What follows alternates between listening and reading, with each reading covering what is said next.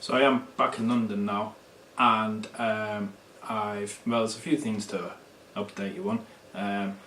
I've moved out of the place that I was staying in, and I'm currently staying at my friend's place who has a spare room.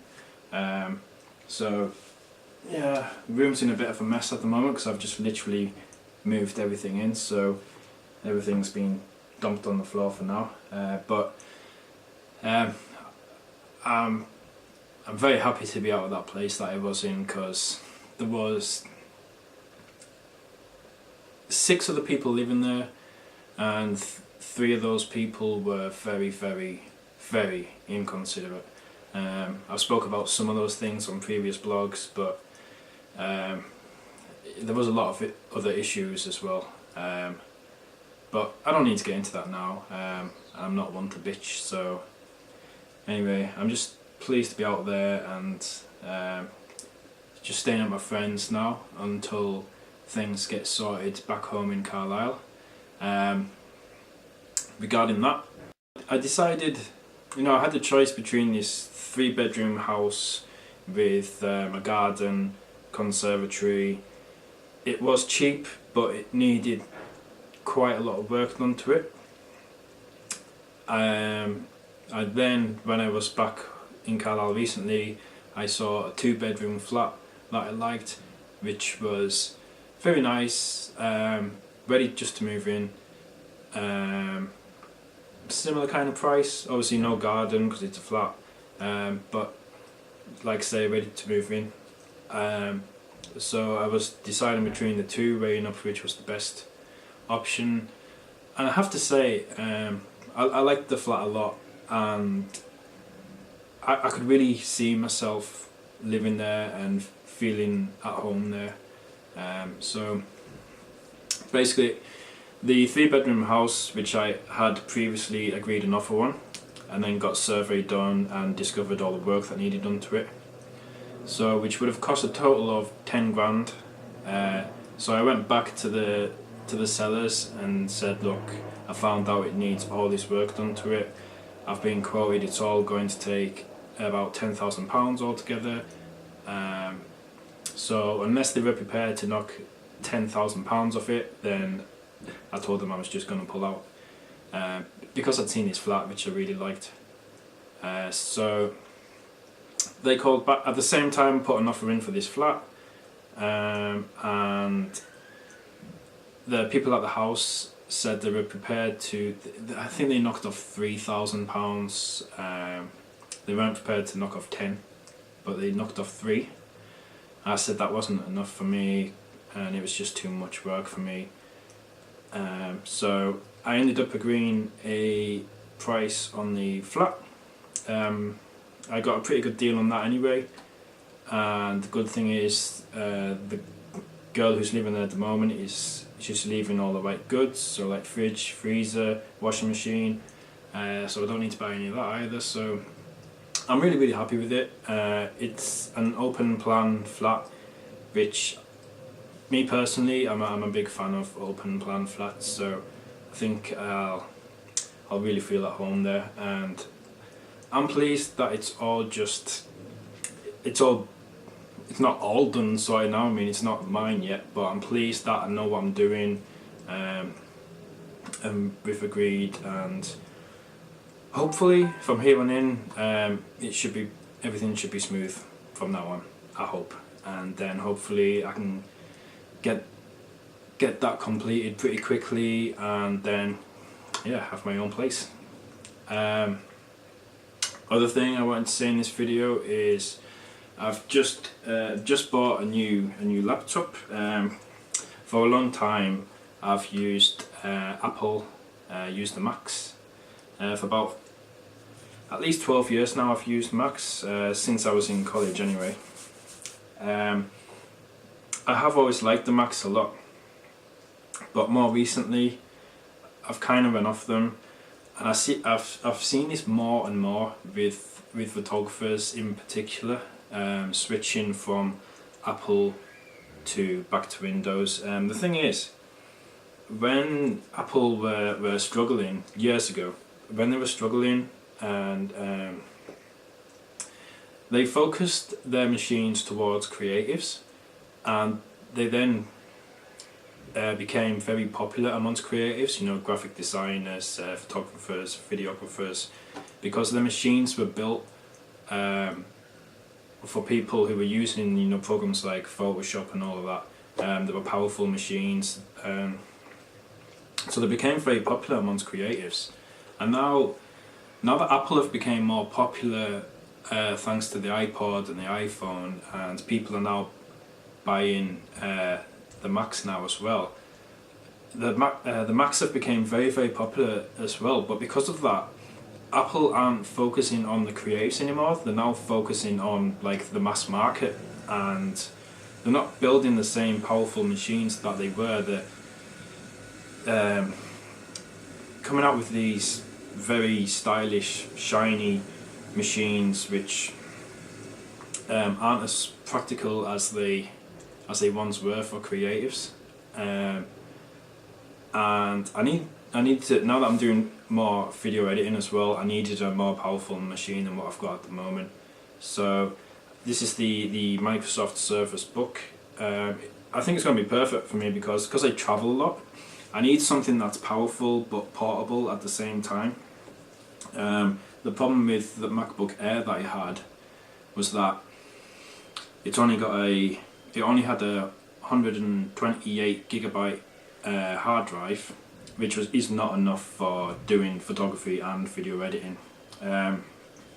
It doesn't have an SD card slot, so I was having to put in an adapter to put in my SD card to upload the photos, and then I was always having to work from an external hard drive as well. So I'd have all these things plugged into my Mac, which makes it very difficult when I'm like, if I'm on a plane or I'm on a coach and I'm wanting to do some work, because you're obviously very limited to space. I was finding that a bit of a struggle sometimes. Sometimes I just wouldn't even bother because it was too difficult to try and plug in the external hard drive and the SD adapter as well. And obviously the new Macs, you can't even plug. I think they have one Thunderbolt slot or something, which charges the thing at the same time. So it doesn't even give me enough ports for what I need. So the new Macs were out of the question, and so this has got a 1 terabyte hard drive, so a much bigger hard drive, so I won't have to rely quite so heavily on external hard drives. Crucially, it's got, and I really wanted this, it's got the SD card slot here, so I can just put my cards directly into the laptop and import them directly onto the machine. So it's got a dedicated graphics card, which is going to help me a lot with the video editing. It's got 16 gigabytes of RAM compared to 4 gigabytes on my Mac. And yeah, as you can see, hello. It's got a bigger screen and a much better screen than the Mac as well, but it's still portable at the same time. It also functions as a tablet. You press that button there, the screen comes off, and then you can use it as a tablet. So if I'm on a flight and I just want to watch a film, for example, I can do that. You can also you can turn the screen this way, like that, and then put it on that way, and in this way it still acts like, well, obviously if you're not wanting the keyboard then you know it frees up a lot of space, and you can still use it in tablet mode if you want, but you're still getting all the power and the GPU, the graphics card, all that. You're still getting use of all that. Whereas if you detach it from it altogether, it works as a tablet, but you're not getting the same amount of power as you would if you had it attached to this. So I mean, just if I'm on a coach or a plane and I'm wanting to do some editing, this is going to be perfect. It's good size, right amount, it's powerful. I don't need to have anything else plugged into it. It's just great. Another thing as well is that it comes with this pen, and I do like to take notes. If I get ideas for a blog post that I want to write, I'll often start jotting that down in like a journal. If I'm reading a book, or I'm watching a YouTube video, or I'm doing a workshop or anything like that, and I come across something that I think is really useful or helpful for me, I write that down. So I do take a lot of notes, but the problem is that just writing in a journal, I don't often like go back through them, unless it was something very recent, like stuff I've been writing down for a blog post. But if it's a great tip that I've learned at a workshop, for example, it's inspiring at the time, but if I want to look back on it 6 months down the line, say, it's difficult to do without just desperately trying to search through all your books for it. So with this, let's say I've got a whole ton of notes on here, and one day I want to look up all of my notes relating to marketing, say. I can very easily just search for marketing, and then it'll bring up all the notes that I've wrote down relating to marketing, that's something I've always wanted to be able to do, so that's going to help me a lot. So yeah, I think this machine, for my needs at the moment, I think this is going to be perfect for me moving forwards. It wasn't cheap, it was pretty pricey, but I think a good investment. And like, for my needs, someone who takes a lot of notes, someone who edits photos, someone who edits videos, someone who travels a lot at the same time, this gives me everything I need. It has all the right ports for me, it's got the power, it's got the portability, so yeah, just perfect really. Now I am going to Peru tomorrow. I fly firstly to Amsterdam tomorrow evening, then I have a bit of a stop over there, and then I fly from Amsterdam to Lima. I'm going to be away for about just shy of 3 weeks.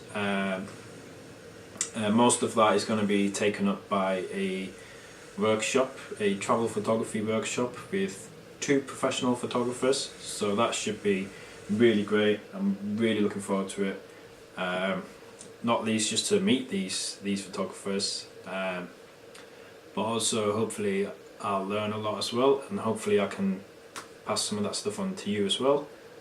So yeah, now I'm just gonna go off and buy some things for that, like buy a few extra pairs of shorts, things like that I'll need. But yeah, come back tomorrow, join me for that, and I'll see you soon.